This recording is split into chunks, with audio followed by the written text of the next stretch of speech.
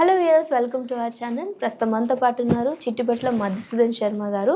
So మన వంటింటి నేస్తం మీ అందరికీ తెలుసు సార్. సో ఈరోజు సార్తో మాట్లాడి హెల్త్ విషయంలో కొన్ని అప్డేట్స్ అడిగి తెలుసుకుందాం. నమస్తే సార్. నమస్తే సార్. వెయిట్ లాస్లో అందరికీ చాలా డౌట్స్ ఉంటాయి. ఎందుకు వస్తుంది, ఏంటి, ఎన్ని కేర్ తీసుకున్నా తగ్గట్లేదు అని. ఇలాంటి వాళ్ళు ఏమైనా మంచి చిట్కాస్ తోటి దీన్ని తగ్గించుకునే అవకాశం ఉందంటారు? ఓకేమ్మా, వెయిట్ లాస్ అయ్యేదానికి ప్రయత్నం చేసేటువంటి వాళ్ళు కోటాను కోట్ల మంది ఉన్నారమ్మా.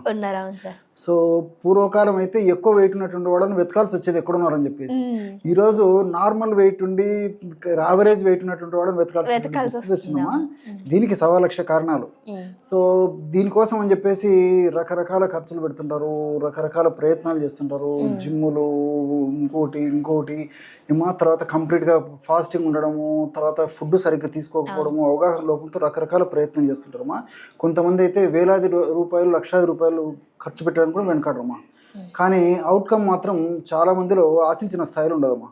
దాంతో కొన్నాళ్ల పాటు అవి పాటించేసేసి నిరుత్సాహానికి గురైపోయి దానివల్ల ఇతర ప్రాబ్లమ్స్ రావడం వల్ల మళ్ళీ అది మానేసేసి యథారాజా తదా ప్రజ మళ్ళీ మొదలుకు వచ్చేస్తారు. దీనివల్ల మళ్ళీ వెయిట్ పుట్టకపోవడం జరుగుతుందమ్మా. సో గత కొన్ని వీడియోస్లో కూడా నేను వివరించి చెప్పడం జరిగిందమ్మా. అసలు వెయిట్ లాస్ అవ్వాలంటే ఆహార పరంగా జాగ్రత్తలు తీసుకోవాలి, అదేవిధంగా మినిమం ఎక్సర్సైజ్ చేసేటువంటి అలవాటు చేసుకోవాలి.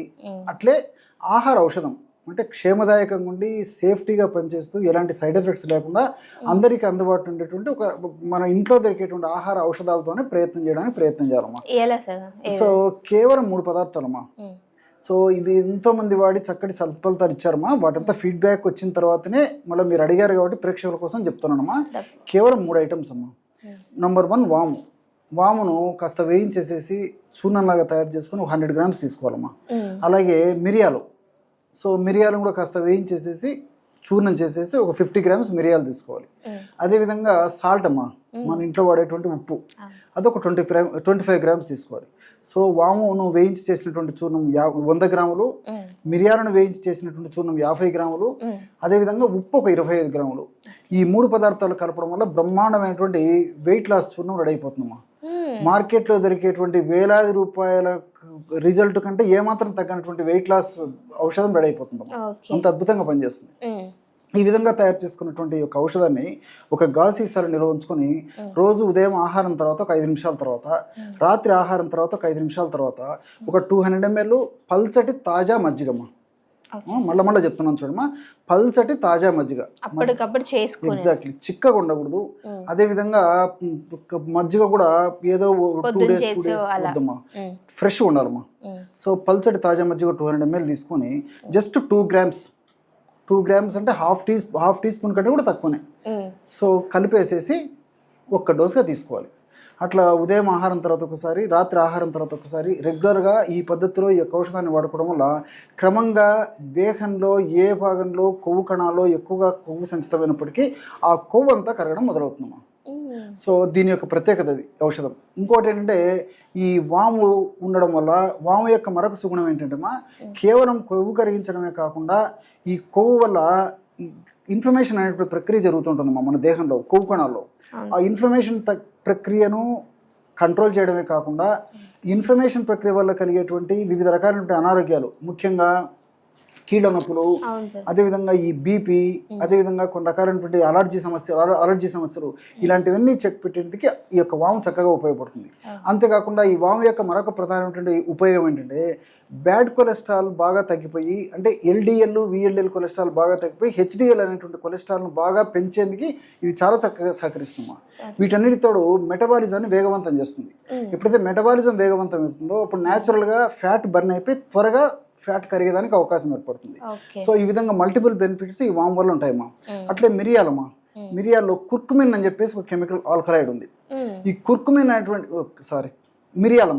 మిరియాలలో పెప్పరిన్ అనేటువంటి ఆల్కలాయిడ్ ఉందమ్మా.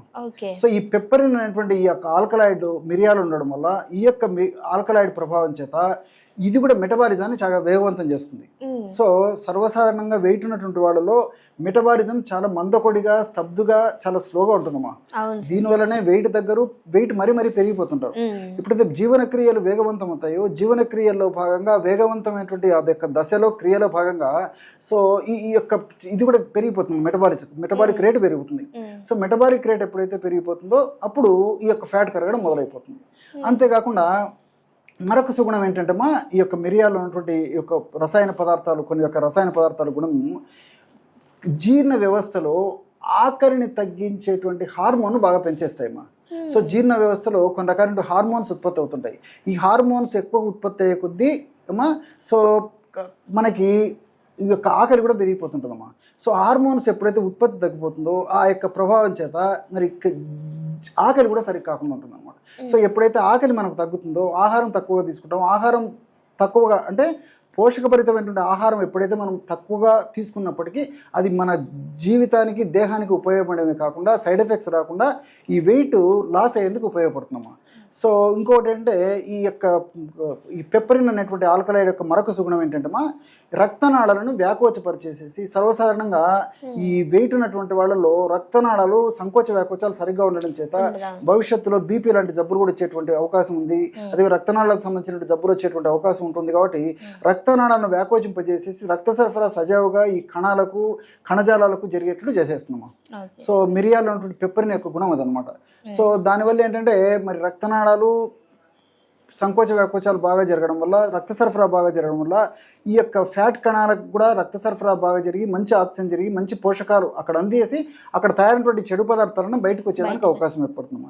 దీనికి తోడు ఉప్పు శత్రువు అని చెప్పేసి చెప్తుంటారమ్మా, కానీ అది మిత్రువు కూడా అని చెప్పుకోవచ్చు కొన్ని విషయాలు. ఎగ్జాక్ట్లీ తగిన ప్రమాణంలో, మోతాదు ప్రమాణంలో, ఎంత అవసరమో అంత ప్రమాణంలో వాడుకోవడం వల్ల ఉప్పు మనకు మేలే చేస్తుంది. కానీ ఉప్పును మన పరిమితికి మించి, అవసరానికి మించి ఎక్కువ వాడుకోవడం వల్ల అనేక అనర్థాలకు దారితీస్తుంది.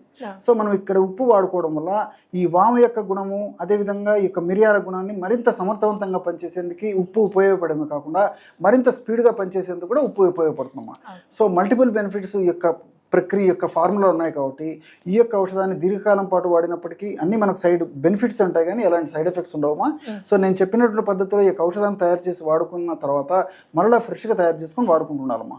అంతేగాని నేను ఏదో 4-5 మాసాలకు ఒకటేసారి తయారు చేసుకొని వాడుకుంటానంటే వీలు పడదమ్మా. సో ఔషధ గుణం తగ్గిపోతాయి. కాబట్టి ఇలాంటి ఔషధాలని ఎంత ఫ్రెష్గా తయారు చేసుకుని వాడుకుంటే అంత రిజల్ట్స్ బాగుంటాయమ్మా. Okay sir, thank you so much sir, చాలా మంచి ఇన్ఫర్మేషన్. నమస్తే.